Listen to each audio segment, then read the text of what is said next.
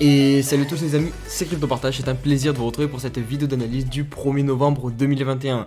Et j'espère que vous vous portez tous très bien. On débute donc un nouveau mois, un mois de novembre qui est très important puisqu'on l'attend tous avec grande impatience. C'est le mois le plus prolifique au niveau des crypto-monnaies. En général, voilà, c'est là où on hausse le plus, notamment sur le Bitcoin depuis une dizaine d'années.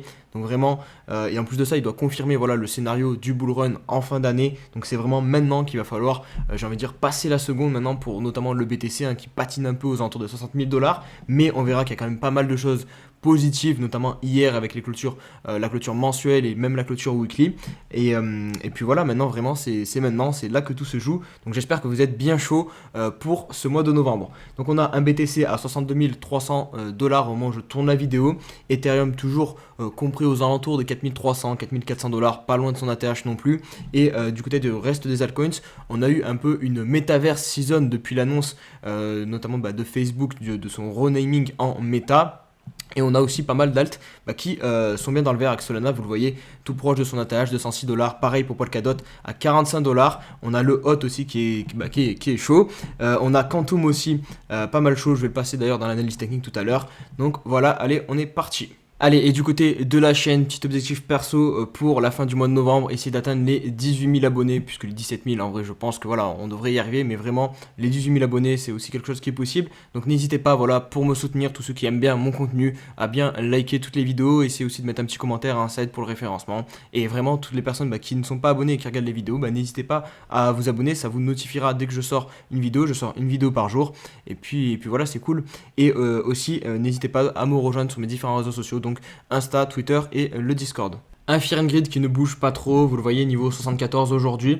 Donc on reste dans la lignée des derniers jours, entre proche de l'extrême grid et proche un petit peu de la zone de neutralité. Donc on attend pour que l'euphorie revienne réellement, qu'on fasse un nouvel ATH sur le BTC. Ça c'est sûr que dès que BTC refera un nouvel ATH, l'euphorie va revenir de plus belle. Du côté de l'altcoin season, on fait un petit point dessus, ça fait un petit moment que je ne l'ai pas fait. Niveau 53, donc on est vraiment pile, quasiment, si on était à 50, on serait vraiment pile au milieu, entre l'altcoin season et la bitcoin season. Donc globalement, le marché en fait monte en phase, ensemble.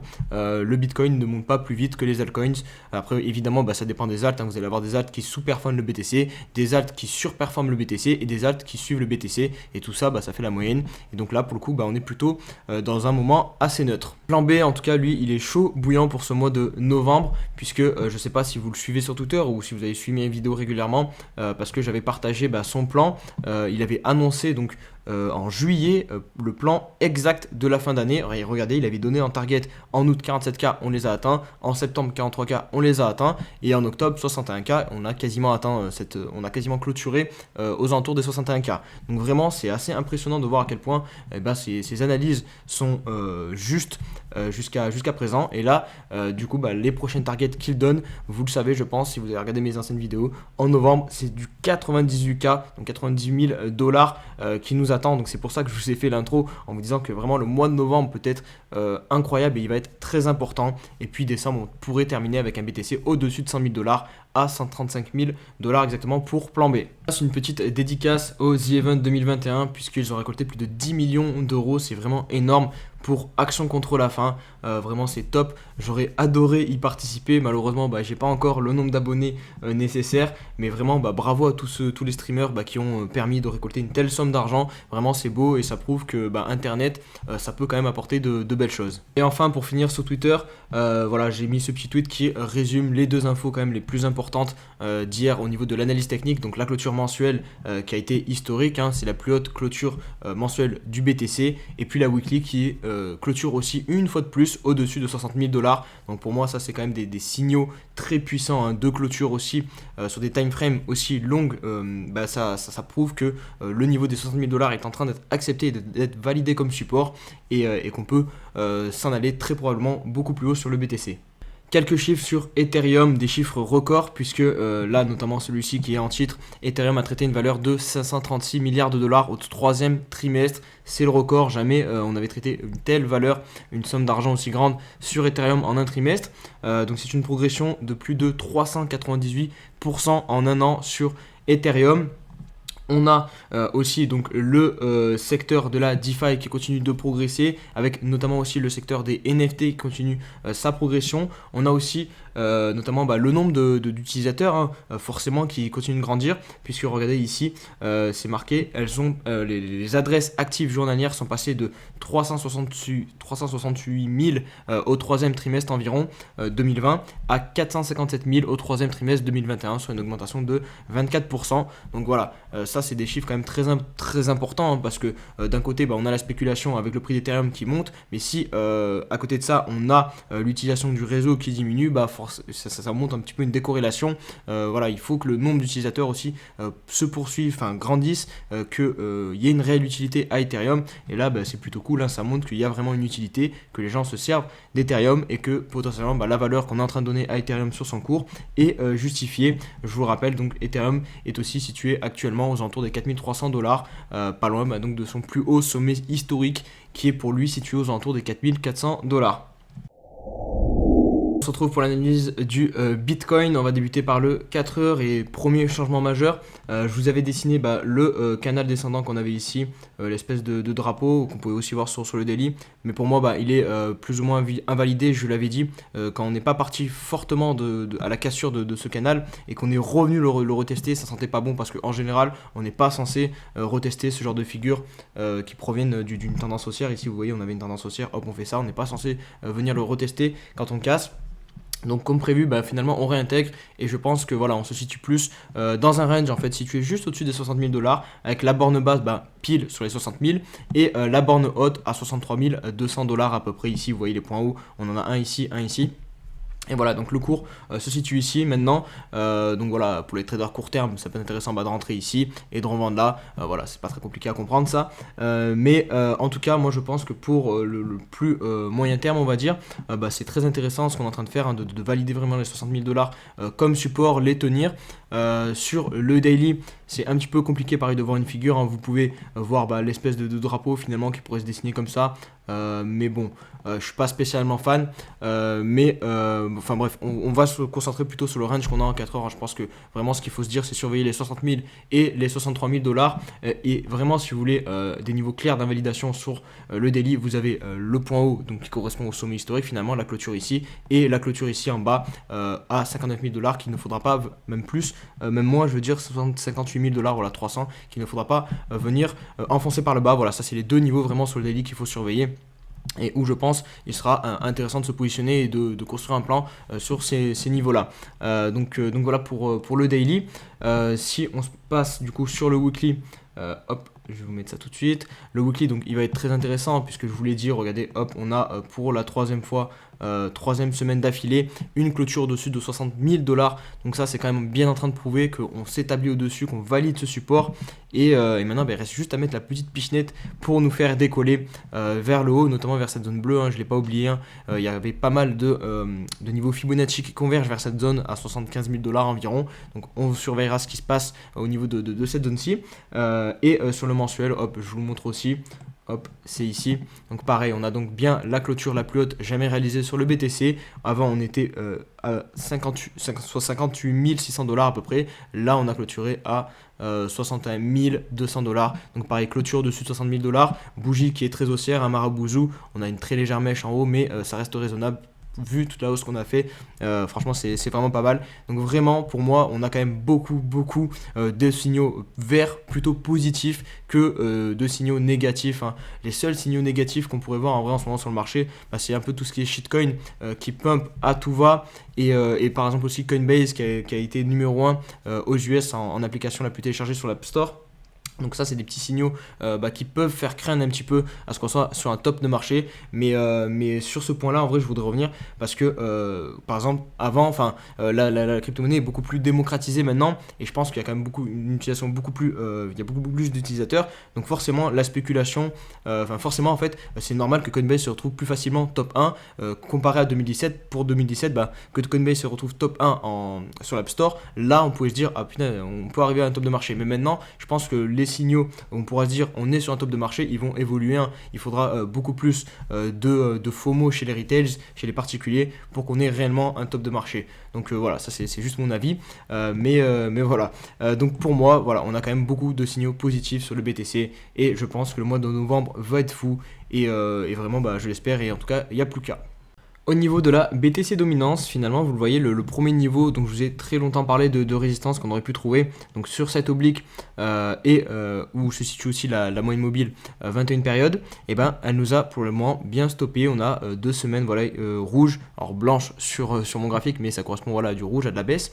Donc on est de retour aux alentours des 44%. Maintenant, je pense que si le BTC nous fait son run, notamment jusqu'à 90K par exemple, ou même on va pas trop abuser, mais on va dire 75K, 70K, 80K pendant le mois de novembre, je pense que cette dominance va remonter au minimum jusqu'à 50%.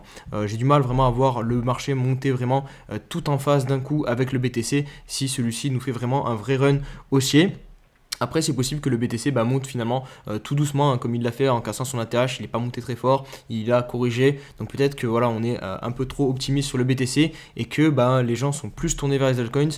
Et du coup, en fait, les altcoins vont quand même garder une grosse part de liquidité, et le marché va monter plus ou moins en même temps. Et donc, on pourrait finalement peut-être rester sous cette oblique, qui est très pertinente. Vous voyez le nombre de points de contact qu'on a sur cette oblique.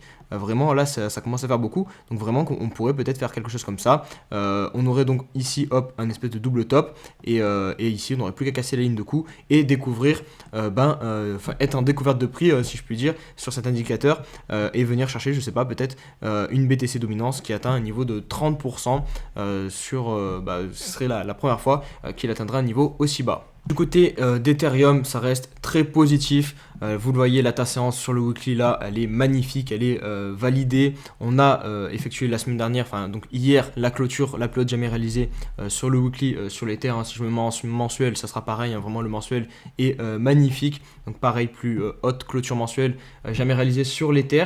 L'Ethereum, en vrai, le premier point qui pourrait me faire peur un petit peu, c'est cette oblique. Vous voyez, on a eu 3 points de contact finalement, un ici, un ici, un ici. Et vous voyez, elle est pas si longue que ça. Donc à surveiller cette oblique, je pense, voir ce qui se passe à son contact, hein, si on y va bien sûr, hein, peut-être qu'on n'ira pas et qu'on corrigera avant, mais voilà, c'est à surveiller. Si je me mets sur le daily, voilà, on est en train plus ou moins d'accepter, on va dire vraiment le support des 4000$, voilà, ça c'est accepté, et là on est vraiment tout proche de la TH. Ça part pas en mode fusée non plus, donc à voir si on va avoir un vrai décollage, ou si on attend encore un petit peu, on consolide un peu comme ce qu'on est en train de faire sur BTC.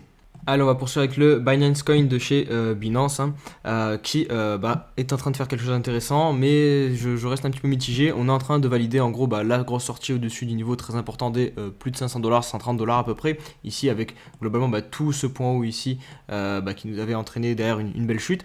Donc là on est en train de s'accepter au-dessus, donc c'est positif. Maintenant ce qui est dommage, c'est que finalement on fait pas une sortie où d'ailleurs on monte très rapidement avec beaucoup de volume, hein. Si je vous mets le volume, vous voyez, c'est ridicule. Pareil si on se pose sur le weekly, alors on a réussi à faire une clôture plus élevée que celle-ci, donc ça c'est quand même un élément positif, mais pareil, les volumes ne sont pas forcément là, donc attention. Je pense que voilà, il y a plus de chances qu'on poursuive la hausse, hein, voilà, parce que j'ai une vision quand même optimiste du marché, est plutôt haussière, mais voilà, si on fait vraiment de l'analyse technique pure, il n'y a pas de volume, la cassure est très légère, voilà, on fait pas une clôture bien plus haut, donc attention, petit warning, mais ça reste quand même globalement positif.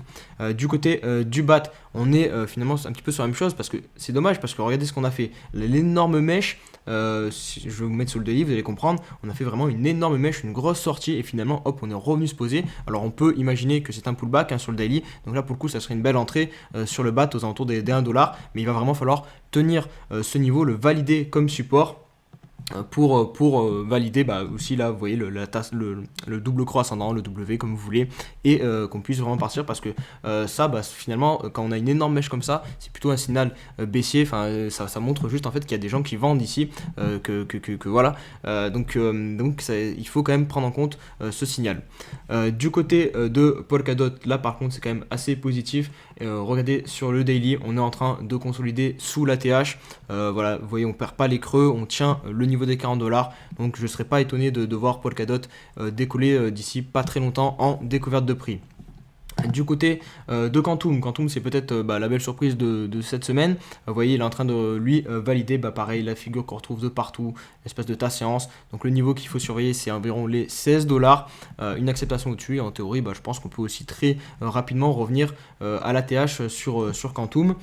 Si on passe sur le DYDX, pareil là c'est différent, mais bon, il n'y a pas beaucoup d'historique, hein, c'est une crypto assez jeune, mais vous le voyez là, pour moi je l'avais mis avant qu'on vienne toucher ce support, c'est le point haut d'ici, et finalement hop, on semble trouver un petit peu d'acheteurs ici, et ça c'est plutôt cool. Et par exemple pour les personnes qui veulent se positionner, là je pense que c'est un bon endroit pour accumuler un petit peu au niveau des 15 $ sur DYDX. Sur Océan maintenant, pareil que Quantum, Océan et la prochaine BZRX, c'est des cryptos qui ont la même forme, la même pattern, et qui sont en train de la casser. Donc là, ta séance ici, et vous le voyez, on arrive sur les niveaux importants. Vous voyez, il y a le point haut ici, point haut ici. Donc je dirais que le niveau important, il est pile poil à 1 $ comme par hasard, un seuil psychologique. Et pour BZX, pardon, pas BZRX, on est pareil, regardez, énorme ta séance ici, ou double croix ascendant, et le niveau à surveiller, ça sera celui des 0,45 $. Et on va conclure par la petite question de l'abonné, donc j'en prends une assez courte puisque la vidéo est déjà pas mal longue. Petite question d'Emmanuel qui me dit si je pourrais analyser le fil, donc le Filecoin. Donc oui, je vais faire ça. Donc regarde le graphique du fil ici. Vraiment, je l'avais mis en plus en warning. C'est là, je saute en accumuler un petit peu parce que vraiment graphiquement c'est top ce qu'on est en train de faire ici. Un gros niveau de support bien identifiable, un beau triangle descendant. Et vraiment, si on vient le casser à la hausse, l'objectif ça sera un retour à la TH, donc 200 $. Il y a un beau gain à faire, et vraiment on est à plat, hein. Si je me mets aussi sur le weekly, tu vas voir ça tout de suite, hop, voilà, on est aussi sur un bas ici, les moyennes mobiles sont à plat, on a un niveau clair pour valider le W, et voilà, il y a déjà toute la hausse pour revenir à ce niveau là qui est intéressante. Puis surtout si on valide derrière ce W, c'est un retour à la TH, donc vraiment c'est cool. Pareil au niveau du RSI, il est à plat au niveau 50, donc je pense que voilà, pour accumuler ici on est vraiment sur un endroit intéressant.